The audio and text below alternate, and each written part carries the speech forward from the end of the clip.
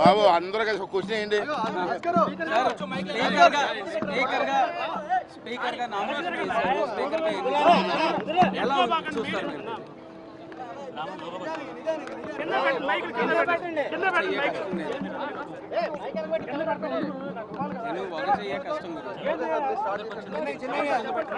మాట్లాడడానికి మేము మనుషులు కదా, మాట్లాడి తీసుకుని అందరూ ఒకసారి మీరు మాట్లాడండి సార్, మీరు మాట్లాడండి.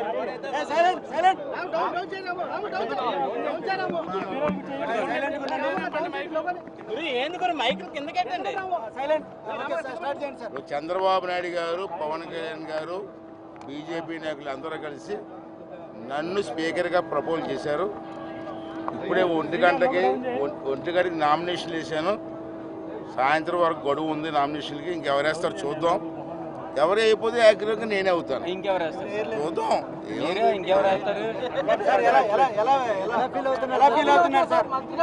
చాలా హ్యాపీగా ఫీల్ అవుతున్నాను. ఎందుకంటే 83 నుంచి నేను రాజకీయాల్లో ఉన్న 42 సంవత్సరాలు పెట్టున్నాను. 5 సార్లు మంత్రిగా పనిచేశాను, ఒకసారి ఎంపీగా పనిచేశాను. ఇది నాకు కొత్తగా ఆఖరు దశలో స్పీకర్ పోస్ట్ వచ్చింది, గౌరవమైన పోస్టు. ఆ గౌరవమైన పోస్టుకి ఏ భంగం కలగకుండా నేను కూడా గౌరవంగా ఉంటాను. అనుభవం వేరు, అది అనుభవిస్తే చెప్పలేము.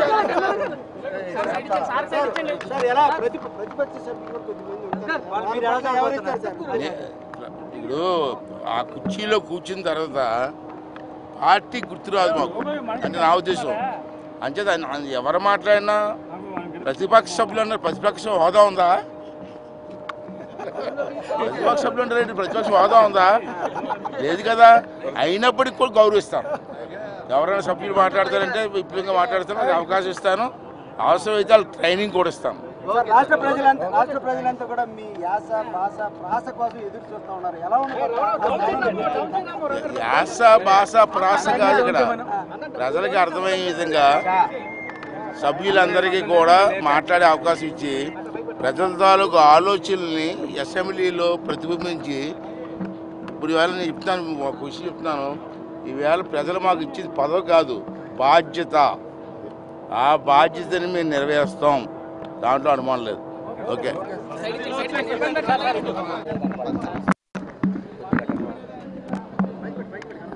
ఈరోజు ఆంధ్ర రాష్ట్రంలో మరి శాసనసభ ఇవాళ ఎమ్మెల్యేలు ప్రమాణ స్వీకారం ఈరోజు నిర్వహించుకోవడం జరిగింది. నిజంగా ఇది చాలా శుభదినం. ఈ రాష్ట్రంలో ఇదే శాసనసభలో ముఖ్యమంత్రి జగన్మోహన్ రెడ్డి 151 మంది ఎమ్మెల్యేలు ఉన్నారని చెప్పి ముఖ్యమంత్రి దగ్గర నుంచి ఎమ్మెల్యేలు, మంత్రులు అసలు ఇష్టారాజ్యంగా మాట్లాడటానికి కూడా ఇబ్బంది కలిగించే పదాలతో అన్పార్లమెంటరీ వర్డ్స్ కూడా ఉపయోగించి మరి ఈ అసెంబ్లీని అపహాస్యం చేశారు. మరి దాదాపు ప్రతి ఒక్కరు కూడా, మంత్రులు అయితే బూతులే మాట్లాడారు సాక్షాత్తు అసెంబ్లీలో. ఎంతో గౌరవప్రదంగా మరి అగౌరవపరిచినటువంటి పరిస్థితి చూసాం. ఆనాడు చంద్రబాబు నాయుడు గారిని మరి అసెంబ్లీలోనే కుటుంబం మీద కూడా చాలా ఘోరంగా మాట్లాడినటువంటి సందర్భాన్ని మనం చూసాం. ఆ రోజు చంద్రబాబు నాయుడు గారు దాదాపు 40 సంవత్సరాల పైన రాజకీయాల్లో ఉన్న ఆయన కంటిలో ఏ రోజు కూడా నీరు చూడలే. అలాంటిది ఇదే సభలో వాళ్ళు మాట్లాడినటువంటి మాటలకి ఆయన కుమిలి ఆ రోజున పడినటువంటి వేదన ఆంధ్ర రాష్ట్రంలో ఉన్నటువంటి ప్రతి ఆడబిడ్డ చూశారు.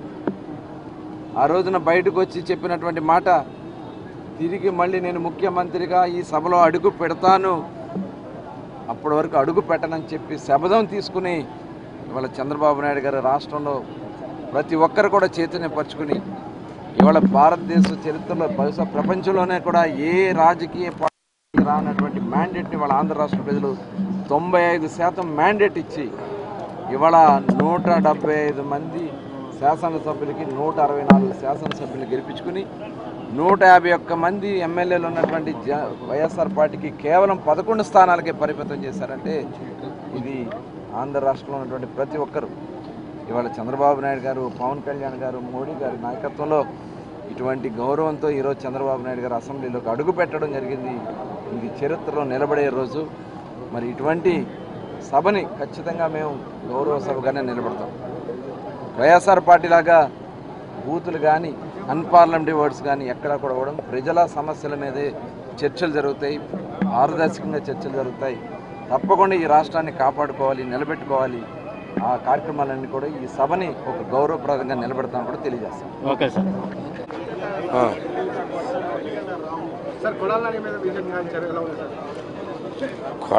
మీద విజయం చేస్తాం అనేది మామూలు చాలా చాలా హ్యాపీగా ఉంది. ముందు గుడివాడకు దరిద్రం వదిలిందని మీరందరూ అంత ఆనందపడుతున్నారు, నేను అది అంతే ఆనందపడుతున్నాను. దానికి కారణం అయినందుకు ఇంకా సంతోషంగా ఉంది అంతే. చంద్రబాబు గారి మీద కొన్ని కామెంట్ చేశారు కొడాలి గారు. ముందు ఇచ్చిన 6 పథకాలు అమలు చేయండి, తర్వాత చూద్దామని చెప్పి సవాల్ విసిరారు. అట్లాంటి వ్యక్తి గురించి మాట్లాడుకుంటే అనవసరం అండి. వాళ్ళకి డిమాండ్లు కూడా చేసేంత సీన్ లేదు. ఎందుకంటే ఎక్కడ ప్రజల ఆమోదం మొత్తం కోల్పోయి ఉన్నాడు.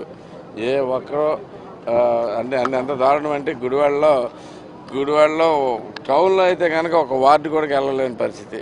ఇతని వాళ్ళు వచ్చి మనకు డిమాండ్లు చేయటము ఏదో సోది డ్రామాలు తప్పితే ఎవడు పట్టించుకుంటాడు ఇంకా వాళ్ళని. ఇప్పుడు ఫర్ ఎగ్జాంపుల్ చూసారనుకోండి, ఏది ఎప్పుడు అమలు చేయాలనేది ఒక పద్ధతి ఉంటుందా? ఇంక ప్రమాణ స్వీకారాలను అవ్వలేదా? 1వ తారీఖు చేయాలంట. ఇలా డబ్బులంతా ఖాళీ చేసి పెట్టారు. ఏడ నుంచి అవుతాయి అనుకుంటున్నారు? అవన్నీ సంవత్సరం బాబు గారు చేద్దాం అనుకుంది, చేసే తీరుతాడు. 4000 పెన్షన్ అన్నాడు. ఫస్ట్ది 4000 పెన్షన్ చేసేస్తున్నారు. ఫస్ట్ 1వ తారీఖు కల్లా స్టార్ట్ అయిపోతుంది. ప్లస్ 3000 కూడా కల్పిస్తానంటున్నారు. అంటే ప్రతిదీ మనం చేసుకుంటూ వస్తూ ఉన్నాం. గతంలో రాష్ట్రం అంతా కొడాలని గుడివాడ కొడాలని చేశారు. ఇప్పుడు మీరు ఏదైతే రాము గారు ఎన్నికల రాము కొడాలని ఓడించిన ధీరుడు అన్నట్టు మీకు ఐడెంటిటీ వచ్చిందా? నాకు కొడాలని జోడించిన ఐడెంటిటీ కాదండి. గుడివాడ అభివృద్ధిలో నా భాగం అయితే కనుక నేను ఆనందంగా చూస్తాను. అది మీకు త్వరలో తెలుస్తుంది. వచ్చేసరికి మీరు ఈ పేరు మర్చిపోయి ఆ పేరు మర్చిపోయి గుడివాడిని వేరే రకంగా చూస్తారని చెప్పి ఆశిస్తాను. Thank you. ఐడెంటిటీ వచ్చిందా? నాకు కొడాలని జోడించిన ఐడెంటిటీ కాదండి. గుడివాడ అభివృద్ధిలో నా భాగం అయితే కనుక నేను ఆనందంగా చూస్తాను. అది మీకు త్వరలో తెలుస్తుంది. వచ్చేసరికి మీరు ఈ పేరు మర్చిపోయి ఆ పేరు మర్చిపోయి గుడివాడిని వేరే రకంగా చూస్తారని చెప్పి ఆశిస్తాను. Thank you.